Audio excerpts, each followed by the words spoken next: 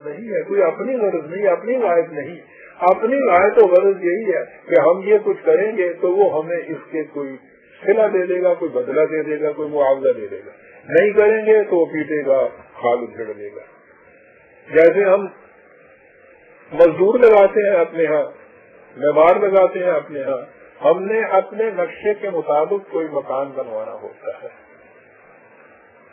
اور اس نقشے کی تعمیر کے لیے یا اپنے مقصد کی تکمیل کے لیے ان مزدوروں کو، معماروں کو، بھائیوں کو ہم انگیج کرتے ہیں، ان کو لاتے ہیں. ان سے یہی معاملہ ہوتا ہے کہ انہیں اس کا یہ صلہ یا معاوضہ ملے گا. اس مکان کی تعمیر میں ان کی غرض و غایت، ان کا مقصد جو ہے وہ صرف وہ معاوضہ لینا ہے، اجرت لینی ہے جس کے لیے ان کو مقرر کیا گیا ہے. ان کو اس میں کوئی غرض نہیں کہ کس نقشے کا مکان بن رہا ہے، ایسا کیوں بن رہا ہے، اس میں کون رہے گا. انہیں اس سے کوئی مقصد ہی نہیں ہے، ان کا اس میں کوئی انٹرسٹ ہی نہیں ہے. انہیں کہا گیا کہ یہاں بنیاد کھود دیجیے، انہوں نے کھود دی. انہوں نے ان سے کہا گیا کہ اتنی اونچی دیوار بنا دیجیے، انہوں نے دیوار بنا دی. کہا گیا کہ اس قسم کی چھت ڈال دیجیے، اس کی چھت ڈال دی. اگر یہ ڈال دی ہے تو مالک راضی ہو گئے، اگر ایسا نہیں کیا تو وہ یقیناً ناراض ہو جائے گا، فوراً کام سے الگ کر دے گا، شاید اجرت بھی نہیں دے گا. تو ہمارا اس میں انٹرسٹ، اس مکان کے بنانے میں ان مزدوروں کا، معماروں کا، ان تمام کا انٹرسٹ صرف وہ اجرت ہے جو انہیں سے ملے گی. مکان کے اندر ان کا کوئی اپنا انٹرسٹ نہیں ہے، اپنی کوئی غائب نہیں ہے، اپنا کوئی مقصد نہیں ہے. مذہب میں پرستش اور پوجا پاٹ کا جو تصور ہے یا جو کچھ بھی انسان کرتا ہے اس کے لیے کہتا یہ ہے کہ یہ اس لیے ہے کہ اس سے خدا خوش ہو جائے. انسان کا اپنی کوئی غائب یا اپنا کوئی مقصد نہیں، یعنی اس کا کچھ نہیں سنورتا، اس سے اس کا کچھ سنورتا ہے. معاذ اللہ، اس کا کوئی پروگرام تھا جس کے لیے اس نے یہ کہا کہ یہ کرو اور یہ کرو، یہ ہے تصور اس کا. لیکن عزیزان من، دین کے اندر تو تصور ہی کچھ اور ہے، اور وہ تصور یہ ہے کہ جو کچھ تم سے کہا جا رہا ہے کہ ایسا کرو، اس نہج کی زندگی بسر کرو، اس قسم کا نظام قائم کرو، تو اس سے خدا کا نہیں کچھ سنورتا. معاذ اللہ، اس کا کوئی کام رکا ہوا نہیں کہ اس نے اس کے لیے تم سے کہا ہے کہ یہ کچھ کرو تاکہ ہمارا یہ کام ہو جائے، بلکہ یہ تمہارے ہی بھلے کے لیے ہم کہہ رہے ہیں. جیسے ڈاکٹر ہدایت جو دیتا ہے مریض کو تو وہ اس مریض کے بھلے کے لیے ہوتی ہے. اگر وہ اس کے مطابق عمل کرتا ہے تو اس سے مریض کی صحت ٹھیک ہوتی ہے، یہ نہیں کہ ڈاکٹر کی صحت ٹھیک ہوتی. اگر وہ اس کی خلاف ورزی کرتا ہے تو اس سے ڈاکٹر کی صحت میں تو کوئی برا اثر نہیں پڑتا، مریض کی صحت پہ اثر پڑتا ہے. یہ ڈائریکٹیوز ہیں، ہدایت کے معنی ڈائریکٹیو ہوتے ہیں. تو یہ اللہ تعالیٰ نے یہ جو ہدایت یا ڈائریکٹیو دیے ہیں انسانوں کو، ایسا کرو اور ویسا کرو، اور کہا ہے کہ اس کے مطابق زندگی بسر کرو، تو اس کا مقصد یہ ہے کہ اگر ایسا کرو گے تو تمہاری صحت درست ہو جائے گی. یہ جو میں نے ابھی مثال دی ہے ڈاکٹر و مریض کی، اس اعتبار سے میں کہہ رہا ہوں.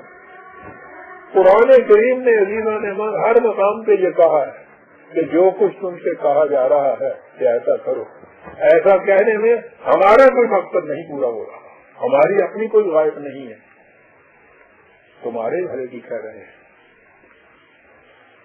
سورہ لقمان نے پہلی چیز دی تھی، کہا کہ اس نے، یعنی یہ اللہ تعالیٰ کا حکم تھا کہ ان کی زبان سے یہ ادا کیا جا رہا ہے، کہا یہ کہ انشکر للہ. عام ترجمہ کیا جاتا ہے اللہ کا شکر کرو. میں شکر کے معنی بھی یہاں یہ نہیں بتانا چاہتا، یہ بھی بڑی ایک اہم چیز ہے. اس کے معنی یوں سمجھ لیجئے کہ خدا کے بتائے ہوئے قوانین اور قواعد کے مطابق اپنی صلاحیتوں کو صرف کرو تاکہ وہ بھرپور نتائج پیدا کریں. یہ معنی ہوتے ہیں شکر. تو کہا گیا کہ انشکر للہ، ترجمہ کیا گیا کہ اللہ کا شکر کرو، حالانکہ اللہ کا شکر نہیں للہ ہے.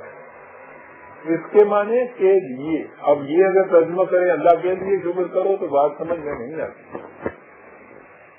مقصد اس کا یہ ہے کہ اس غائب کے لیے، اس مقصد کے لیے جو خدا نے تمہارے لیے متعین کیا ہے، اس کے لیے ایک کرنے کا کام یہ ہے انشکر، اس مقصد کے حصول کے لیے شکر کرو. اب یہ شکر جو ہے، بات میں یہ کہہ رہا تھا کہ وہ خدا کے کسی مقصد کے حصول کی بات نہیں ہے. سنیے عزیزہ نمن کیا کہتا ہے، انشکر للہ، اور اس کے بعد ہے کہ یاد رکھو نہیں یشکر، جو کوئی اس طرح سے شکر بجا لاتا ہے فإنما یشکر لنفسہ، وہ ہمارا نہیں کچھ کام سنوارتا، اپنی ذات کو سنوارتا ہے، اسی کے حسن میں اضافہ کرتا ہے، اسی کی صلاحیت میں نشو و نما پیدا ہوتی ہے، وہ اپنا کچھ کام کرتا ہے. اور آگے ہے ومن کفر، جو اس سے انکار کرتا ہے، اس کے خلاف جاتا ہے، تو اس سے بھی ہمارا کچھ نہیں بگڑتا. وَإِنَّ اللَّهَ غَنِيٌّ حَمِيدٌ، اللہ مستغنی ہے تمہارے ان چیزوں سے. وہ تو مستحق حمد و ستائش چلا آ رہا تھا اس وقت بھی جب نہ یہ کائنات موجود تھی نہ تم انسان موجود تھے. اگر اس نے اپنے کسی کام کے لیے یہ کچھ کرانا ہوتا تو جب تم موجود نہیں تھے تو اس وقت تو پھر سارے اس کے کام رکے رہتے. بالکل نہیں. فإن اللہ غنی حمید. یاد رکھو خدا تو مستغنی ہے، تمام عالم سے، تم سے بھی مستغنی ہے، اس میں تمہارا ہی کچھ سنورتا ہے. اس کے لیے عزیزہ نمان بہت سے مقامات پیش کیے جا سکتے ہیں، اور میں سمجھتا ہوں کہ اس کے لیے تو ایک الگ درس کی ضرورت، ایک درس کی نہیں، میں سمجھتا ہوں کہ اس کے لیے تو قرآن کریم کی پوری تفسیر سامنے آنی چاہیے. اور آپ دیکھیں گے آئندہ درسوں میں جو چیزیں آپ کے سامنے آئیں گی وہ انہی نکات کی وضاحت ہوگی. یہ بنیادی نکات اور تعلیم ہے قرآن کریم کی کہ جو کوئی تم سے کہا جا رہا ہے یاد رکھو یہ تمہارے ہی لیے ہے.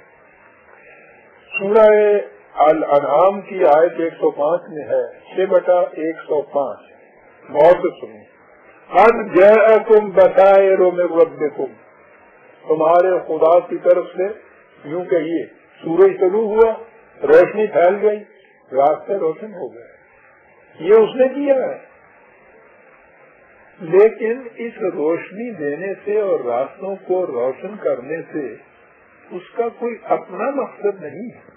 کہا فمن ابصر فلنفسہ، اب اس روشنی میں جو شخص آنکھیں کھول کر چلے گا اس کا فائدہ اسی کو ہو.